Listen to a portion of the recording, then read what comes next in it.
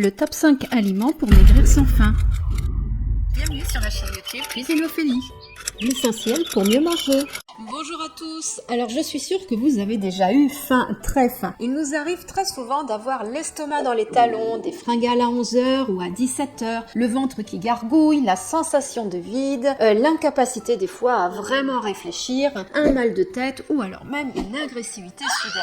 Eh bien c'est la faim, on la ressent au ventre, un peu partout. Elle est là, elle est importante et parfois elle devient ingérable. C'est vraiment très désagréable. Alors c'est plus fréquent lorsque l'on cherche à perdre du poids car même dans le cadre d'une alimentation équilibrée, eh bien perdre du poids, c'est avoir des apports en calories inférieurs à nos dépenses. Et pour le coup, eh bien ces sensations de faim peuvent être renforcées. Alors ce que je vous propose aujourd'hui, c'est un top 5 des aliments pour réduire l'intensité de cette faim et vous permettre justement d'avoir une durée de satiété, c'est-à-dire un temps de non-faim bien plus long. Alors dans cette vidéo, on verra une brève explication de la faim et de sa normalité. Ce sera bien plus développé dans une autre vidéo. Et puis, nous allons voir un top 5 de ces aliments pour vous aider à maigrir sans faim. Et à la fin, j'ajouterai un petit bonus avec 3 points d'attention pour compléter et finir cette vidéo. Allez, c'est parti, on y va tout de suite. Alors, on va juste prendre une minute avant de voir ce top 5 pour parler de la faim. Vous pouvez avancer la vidéo et passer ce passage, mais vous allez rater un truc super important, donc ce serait dommage.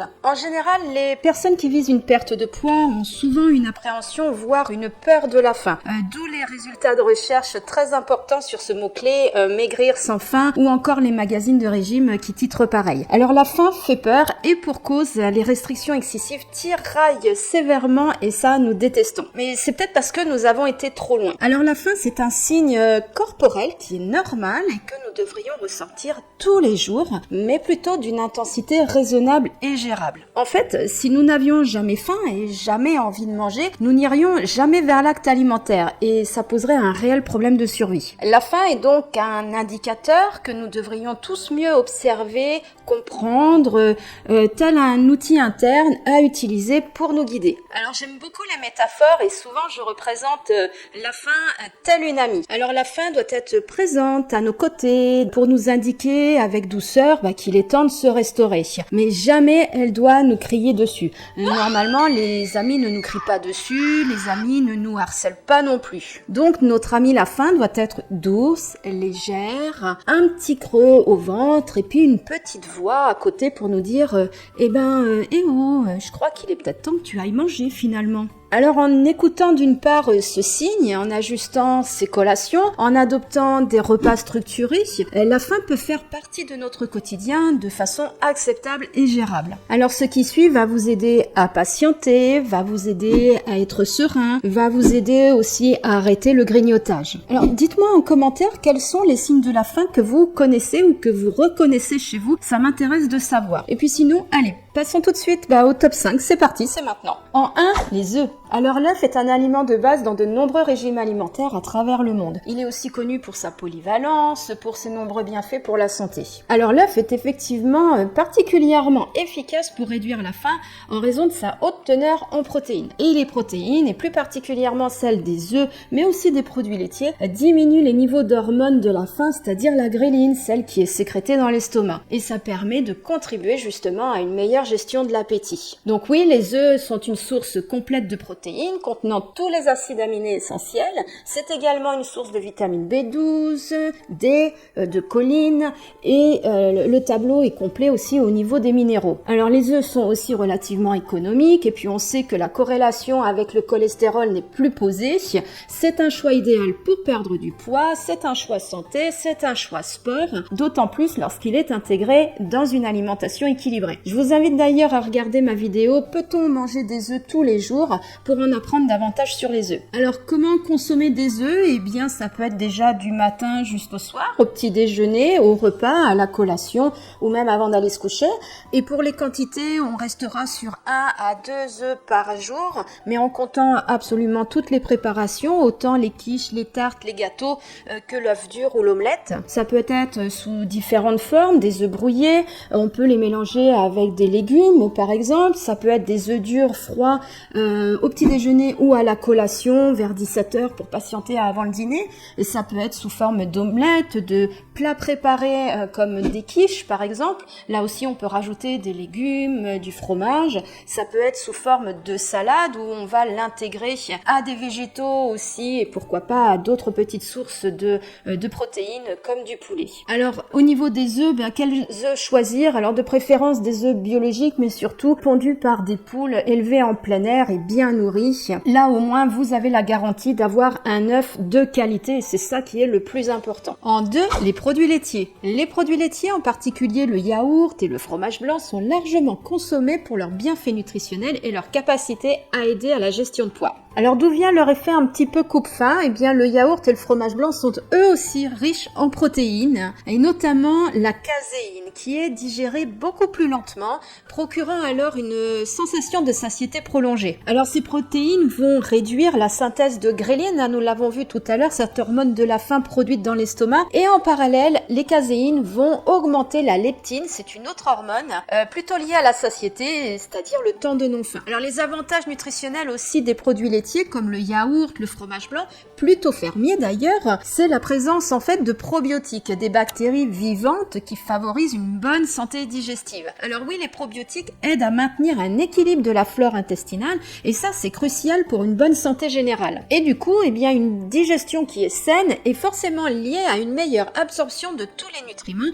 et ça peut contribuer aussi à une meilleure gestion du poids et une régulation de l'appétit. Alors les recommandations de consommation autour des produits laitiers, c'est plutôt 2 par jour en moyenne et dans toute cette famille de produits laitiers, on va avoir effectivement le yaourt, le fromage blanc, mais aussi le skyr, la faisselle, le petit suisse et aussi les fromages comme le camembert ou encore des pâtes pressées dures comme l'emmental ou encore des tômes, le beaufort, etc. Donc tous ces produits laitiers peuvent être intégrés dans notre alimentation du petit déjeuner jusqu'au dîner ou même avant d'aller se coucher en version salée ou en version sucrée. Alors en version salée, ça peut être une faisselle avec un petit peu de sel et du poivre. On peut aussi s'en servir par exemple, regardez la recette de rillettes de thon que vous pouvez utiliser à l'apéritif. On va utiliser un fromage frais comme une faisselle et puis on va ajouter des échalotes, de l'oignon, de la ciboulette. On peut aussi s'en servir, regardez la recette de la tarte à la tomate et à la moutarde. On va s'en servir comme base pour remplacer peut-être la crème si on trouve ça un peu trop calorique. Donc un petit peu de moutarde, une bonne dose de faisselle, de fromage blanc pour bien la mélanger avec la moutarde et on ajoute les tomates et hop au four. On peut aussi se servir des produits laitiers pour fabriquer des smoothies, donc du fromage blanc avec des fruits frais. On peut faire des tartinades, etc., etc., etc. En 3, les flocons d'avoine. Les flocons d'avoine sont très populaires pour le petit déjeuner et connus pour leurs bienfaits sur la santé et puis aussi leur capacité à maintenir une sensation de satiété du tonnerre. Alors d'où vient cet effet un peu coupe-faim des flocons d'avoine? Eh bien tout simplement parce qu'ils sont extrêmement riches en fibres solubles, en particulier le bêta-glucane qui va absorber l'eau et former un gel épais dans l'estomac et alors ce processus ralentit considérablement la vidange gastrique, prolongeant ainsi la sensation de satiété. Donc les flocons d'avoine contiennent effectivement des fibres solubles, donc ils sont aussi bénéfiques pour la santé digestive. Donc ces fibres aident à réguler le transit intestinale et puis ces fibres nourrissent aussi les bonnes bactéries dans l'intestin et donc tout ça va contribuer à une bonne santé digestive globale et donc on l'a vu tout à l'heure, une digestion qui est saine favorise aussi une meilleure gestion du poids parce que l'absorption des nutriments est optimale. Ça peut être aussi sous forme de muesli, donc mélanger des flocons d'avoine avec des fruits secs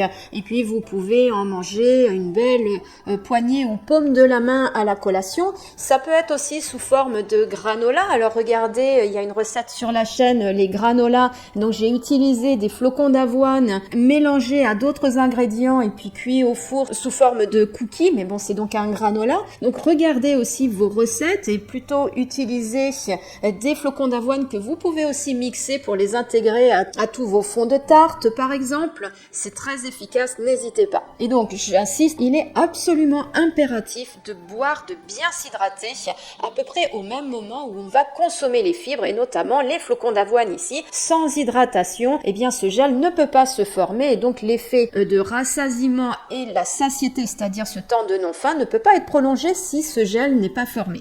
En 4, les légumes secs. Les légumes secs tels que les lentilles, les pois chiches, les haricots noirs sont des aliments de base couramment utilisés à travers le monde, reconnus aussi pour leurs bienfaits nutritionnels et leur capacité à la gestion de poids, mais si peu utilisés en France. Alors d'où vient leur effet coupe-faim? Eh bien les légumes secs sont riches en fibres, riches en protéines, les deux nutriments que nous avons vus tout à l'heure qui augmentent facilement la durée de satiété. Alors les fibres, eh bien ralentissent la digestion et prolongent en fait cette sensation de plénitude, et les protéines réduisent les niveaux de gréline, l'hormone de la faim. Donc ces légumes secs sont une excellente source de fibres et ces fibres sont aussi bénéfiques pour la santé digestive. Les fibres aident à réguler le transit intestinal d'une part, mais aussi à maintenir un microbiote intestinal sain, ce qui est crucial pour une digestion optimale, et on sait qu'une bonne santé digestive améliore l'absorption des nutriments et donc cela contribue à une meilleure santé, à une meilleure gestion de poids,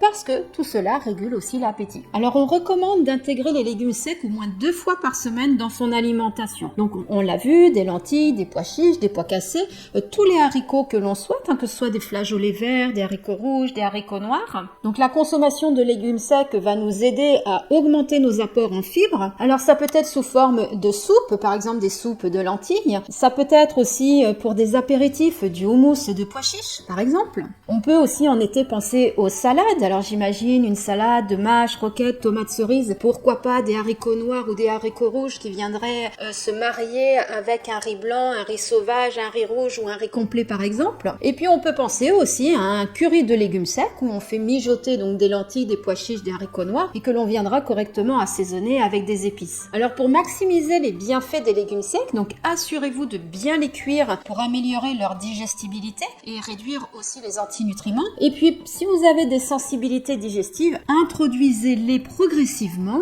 dans votre alimentation pour permettre à votre corps de s'adapter. Donc pensez également à les tremper avant la cuisson suffisamment longtemps pour réduire déjà ce temps de cuisson et puis pour améliorer la digestibilité. En 5, les graines et les noix. Les graines et les noix sont des aliments nutritifs, souvent consommés comme encas pour leurs nombreux bienfaits pour la santé. Donc les noix, les graines sont en fait riches en protéines, riches en fibres, riches en lipides de bonne qualité. Alors les fibres ralentissent la digestion, la vidange gastrique. Les protéines réduisent l'hormone de la faim, la gréline, et en parallèle augmentent l'hormone de la satiété, la leptine. Et puis les lipides de qualité vont fournir une énergie durable. Alors lorsque cette vidange gastrique est plus longue, nous éprouvons plus longtemps en fait cette sensation de non-faim. Alors dans cette famille, on va penser aux noix, noisettes, cacahuètes, amandes. Alors bien évidemment non salées de préférence. Je pense aux cacahuètes, il sera préférable d'utiliser celles qu'on va décortiquer par exemple. Au niveau des graines, on peut penser aux graines de courge, de lin, de chia.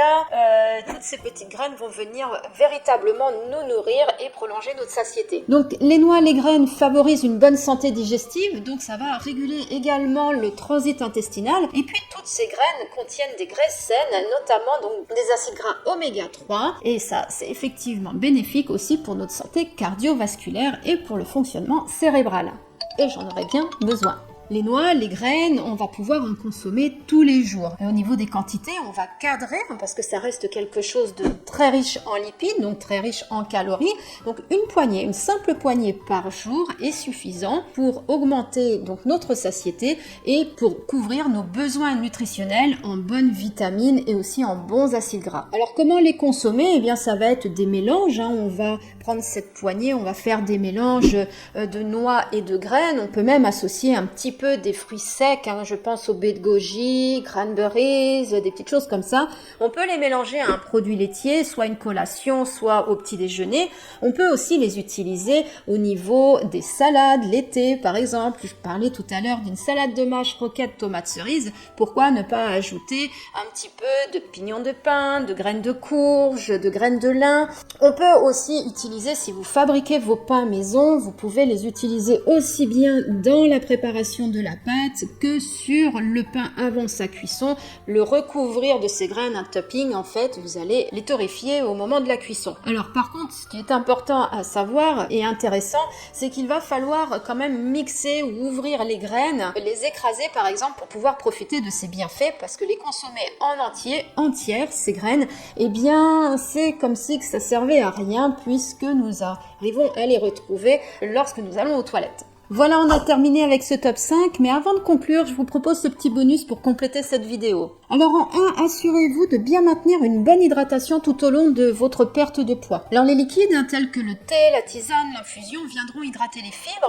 Cela va vous aider à augmenter la satiété, on l'a vu. Mais au-delà de ça, quand on perd du poids, eh bien on produit un petit peu plus de déchets qu'une autre personne, donc il convient d'éliminer. Alors boire vous permettra tout simplement d'aller aux toilettes justement, et cela vous permettra d'éliminer tous ces déchets. En 2, pour éviter des fringales intenses entre les repas, pensez bien à manger à heure régulière. Optez aussi pour des repas bien équilibrés, contenant des protéines, des fibres, nous l'avons vu dans cette vidéo, donc des protéines, des fibres, des graisses saines, et puis réduisez aussi les sucres rapides, et ne les prenez surtout pas de manière isolée entre les repas. Et puis en 3, eh bien maintenez une activité quotidienne suffisante. Alors je recommande avant tout la marche, parce que c'est ce qu'il y a de plus accessible, c'est gratuit, c'est sans matériel, et puis nos muscles sont tous sollicités, tout va travailler, on dépense de l'énergie, mais surtout on respire, on s'aère l'esprit et souvent alors on voit les choses autrement. Et aujourd'hui un lien est parfaitement établi entre activité physique, un bien-être mental et un comportement alimentaire qui devient plus stable. Voilà, dites-moi en commentaire vos observations personnelles avec l'un de ces aliments.